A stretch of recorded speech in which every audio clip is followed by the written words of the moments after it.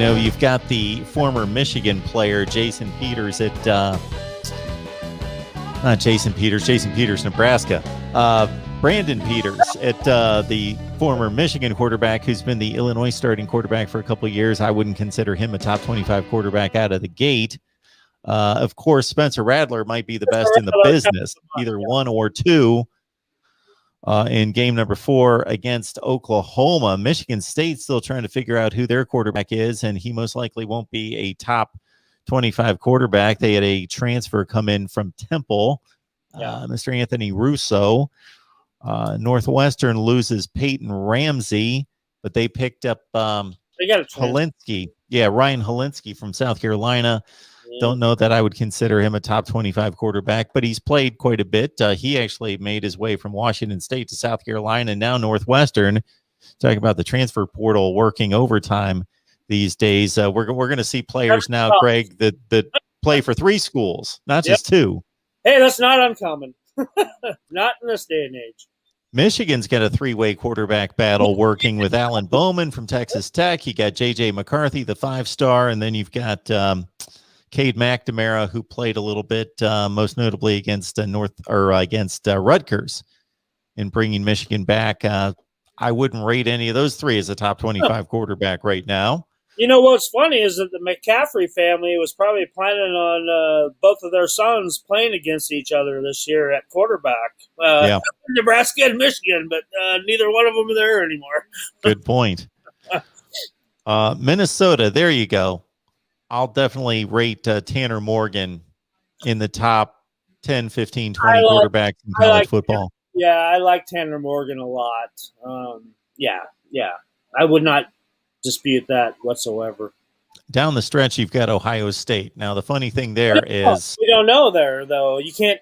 I don't think you can make that decision right now. So, yeah, they've got a 3-man battle, which is probably a 2-man battle, C.J. Stroud and Kyle McCord, but Jack Miller's also in the mix. What's funny about that is you almost have to plug in the guy who wins the job, even though you don't know who it is probably one of the top 15. They're not going to choose a guy who's not going to throw 40 touchdowns this year. Yeah, when all's said and done, but you just can't make that decision right now until you know who the guy is. So I think I don't see anything else.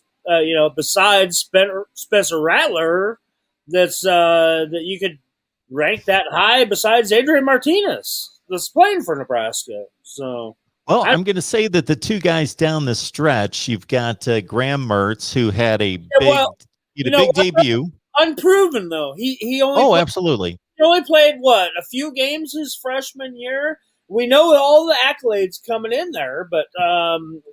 Is he going to be healthy? I mean, is he in game shape? I don't know. I think it was a COVID thing, but still, how much football has he played so far? Not much. No, he threw 5 touchdowns. Besides being amazing in high school and his first few games in college. Yeah, his first game out of the chute was against Illinois, and he threw 5 touchdowns and only had 1 incompletion. Then he cooled off after that. Yeah. He cooled off considerably because actually it's interesting to compare the Iowa quarterback and the Wisconsin quarterback, Spencer Petras and Graham Mertz, because Mertz caught all the attention, the Elite 11 guy, the 5-star, had the ridiculously great game in his first time out. And so everybody... And a great U.S. Army game, too. He really showed out big time on national TV in the U.S. Army All-American game in San Antonio. And so I think a lot of people, once he threw the 5 touchdowns against Illinois, especially since it was a nationally televised game on a Thursday or Friday night that people watched that were watching college football, it wasn't buried with a bunch of other games. People watched it, but then he had a pretty marginal rest of the season. Yeah. He played against Illinois. Keep that in mind. Not saying anything bad about the Illinois program, but they have not had the best defense around. No. So now, on the flip side, Spencer Petras, the Iowa quarterback, got off to a rough start. Iowa lost their first 2 games. He played poorly, got his bearings to a certain extent, and played better. I'm not going to say he played lights out, but Iowa was really good, winning 6 straight down the stretch, and he played Yeah. better. And actually, if you look at the stats of the two players, they're very comparable, and Petrus played better down the stretch, and Iowa beat them by 3 touchdowns. Yeah, So I'm going to confidence thing and an experience thing with Petrus that he kind of grew into that role when the injuries hurt on the other side. So yeah, I liked what he did going down the end of the season.